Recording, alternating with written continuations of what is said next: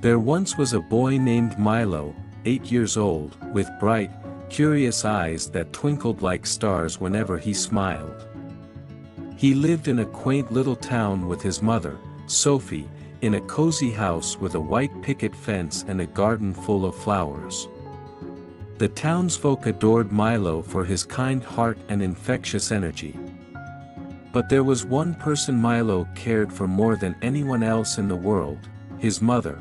Sophie was a beautiful woman in her early 30s, with golden brown hair and eyes that sparkled with warmth, but behind her smile was a shadow of loneliness. Milo's father had passed away when he was still a baby, and since then, Sophie had raised him all on her own, putting her heart and soul into being the best mother she could be. She worked long hours at the local library, where she cataloged books and organized events for the children.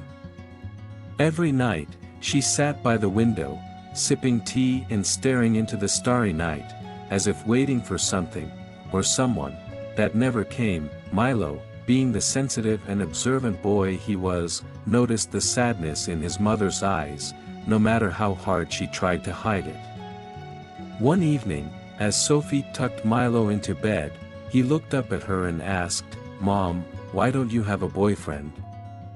The question caught her off guard, and for a moment, Sophie didn't know how to respond. She smiled softly and stroked his hair. "Oh, sweetheart, I'm happy just the way things are. I don't need anyone else. I have you." But Milo wasn't convinced. He knew his mother deserved to be happy. He loved her more than anything, and seeing her alone, staring out the window, made his heart ache. So, Milo made a decision. He was going to help his mother find love again. But not just any love. He wanted to find someone perfect for her, a real-life Prince Charming who would make her feel like the queen she was. Milo knew from watching romantic movies that love often happened unexpectedly, in the strangest places, a cafe, a park, or even in the rain. His first idea was simple but sweet. He was going to set up a meet-cute for his mother, just like in the movies. He thought of the local ice cream parlor, where his mom took him every Friday for a treat. Sophie had a favorite flavor, mint chocolate chip, and Milo knew the guy who worked behind the counter, Dave. Dave was friendly, always gave Milo extra sprinkles, and seemed like a nice enough guy. Plus, he was single. On Friday afternoon, Milo and Sophie walked to the ice cream parlor, and Milo nudged his mom as they entered. "Mom, don't you think Dave is nice?" Sophie gave him a puzzled look, then glanced at Dave, who was busy serving another customer. "He's nice, I guess," she said, not thinking much of it, but Milo was determined. He was going to make this happen.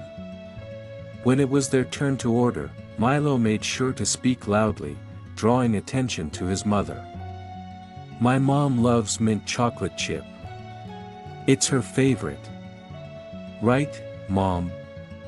Dave smiled warmly at Sophie, but before anything could happen, the door to the parlor jingled open, and a woman walked in, a woman who knew Dave well. She kissed him on the cheek and greeted him with a bright smile. Milo's heart sank. Dave wasn't single after all. Plan 1, as he called it, was a failure. Milo wasn't discouraged. He decided to up the stakes. The next morning, as Sophie was preparing to go to the local farmer's market, Milo hatched his second plan. The market was always bustling with people, farmers, bakers, florists. Maybe, just maybe, his mother would meet someone there. Sophie loved the market, especially the flower stands, so Milo thought it was the perfect place for a romantic encounter. Milo made sure Sophie wore her favorite sundress, a simple yellow dress that made her look radiant. As they walked through the market, Milo scanned the crowd for potential suitors. And then, he spotted him. Jonathan. He was the local honey vendor, tall and handsome, with kind eyes and a warm smile. Jonathan ran his stand alone, always chatting with customers, offering them samples of honey on pieces of freshly baked bread. "This is perfect," Milo thought to himself. He tugged on Sophie's hand and guided her to Jonathan's stand. "Mom, let's try the honey," Milo said excitedly. Sophie chuckled. "All right, sweetie."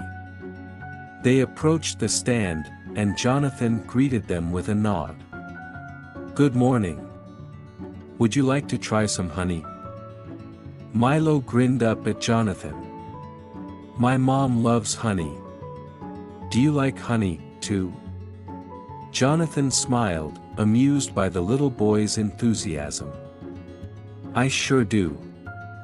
I make it myself." But just as things were starting to go well, another woman, a much older one, came out from behind the stall, placing her hand on Jonathan's arm. "That's my mother," Jonathan said, grinning. "We run this stand together." Milo blinked in confusion. Jonathan wasn't married, but he was still living with his mom. Not exactly the romantic hero Milo had imagined for Sophie. Sophie, oblivious to Milo's disappointment, thanked Jonathan and continued browsing the market. Plan 2 was a bust. After 2 failed attempts, Milo realized that he needed to think bigger. Maybe the problem wasn't the men in their town. Maybe his mother needed someone grander, someone who could sweep her off her feet, like a CEO, or a prince, or someone with a private jet and a penthouse apartment. Milo had seen this in the movies. CEOs always wore fancy suits, drove expensive cars, and had big houses with swimming pools. Surely, that was the kind of man his mother deserved. So, Milo set his sights on the city. He knew that just an hour's drive away was a big, bustling city full of CEOs, and Milo was determined to take his mother there. One Sunday morning, he woke up early and rushed into Sophie's room, excitement bubbling in his chest. "Mom, can we go to the city today? I have a surprise for you." Sophie, still half asleep, smiled at her son. "The city? Why, sweetie?" Milo grinned, keeping his plan a secret. "You'll see. It's a special day." Sophie, curious but trusting, agreed. They got ready and soon were on their way to the city. Milo had done his research. He had found a fancy cafe that was known for attracting the elite, businessmen, CEOs, and wealthy people. He had even heard that some famous actor had been spotted there once. It was perfect. When they arrived, Milo led Sophie into the cafe, which was filled with people dressed in sharp suits and designer clothes. It was exactly as he had imagined. They found a table by the window, and Sophie ordered a cappuccino while Milo scanned the room for potential matches, and then, he saw him, a man sitting alone, wearing a tailored suit, talking on his phone. He had dark hair, a strong jawline, and an air of importance. This was it. Milo's heart raced. He was going to make this happen. Before Sophie could stop him, Milo slid off his chair and marched right up to the man. "Hi," Milo said boldly. Interrupting the man's phone call, the man looked startled, then amused. He put his phone down. "Hello, young man. Can I help you?" Milo puffed out his chest. "I think you should meet my mom. She's really pretty and really nice, and I think you'd like her." The man's eyebrows shot up in surprise. "Your mom?"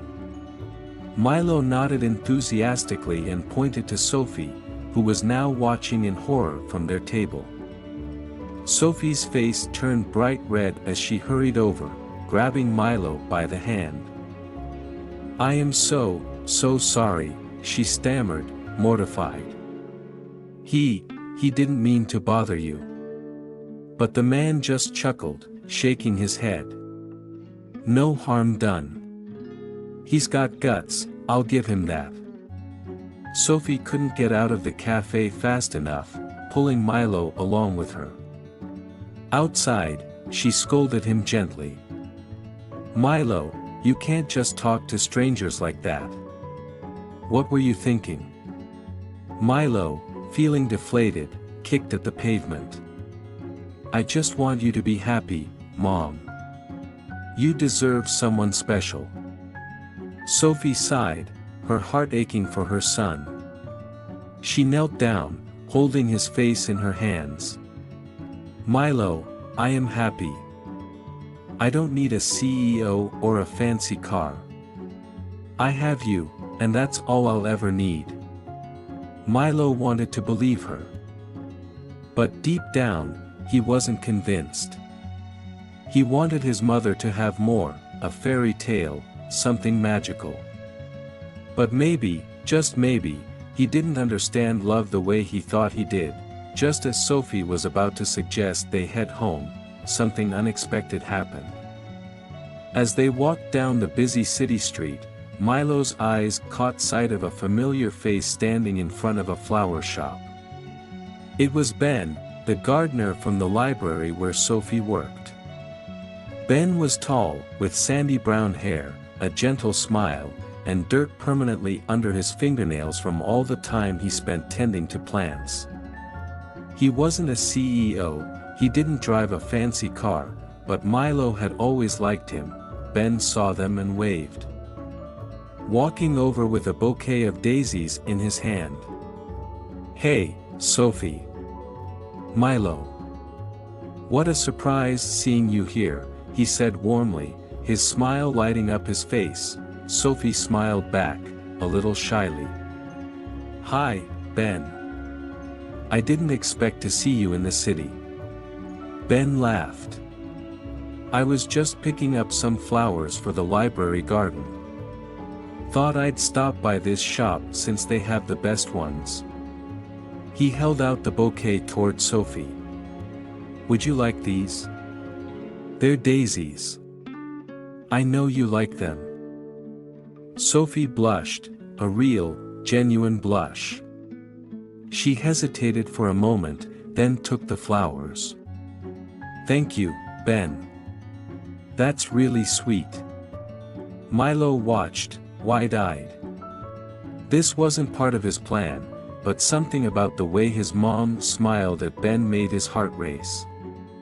He had never thought much of Ben, he was just the gardener, after all, but now, Milo saw something he hadn't seen before. Sophie's face softened, and there was a lightness to her voice that hadn't been there in a long time. The three of them chatted for a while, and Milo noticed how easily the conversation flowed between Sophie and Ben. They laughed, they teased each other, and for the first time, Milo saw his mother truly smile, really smile. Not the small, sad smile she usually wore, and then, just as Milo was beginning to think that maybe this was the love story he had been hoping for, Ben surprised them all. "Sophie," Ben began, nervously shifting his feet, "I've been meaning to ask you something for a while now. I know we work together at the library and all, but I was wondering if you'd maybe want to grab dinner with me sometime. Just the two of us." Sophie's eyes widened, her cheeks flushed pink. She looked down at the daisies in her hands, then back up at Ben.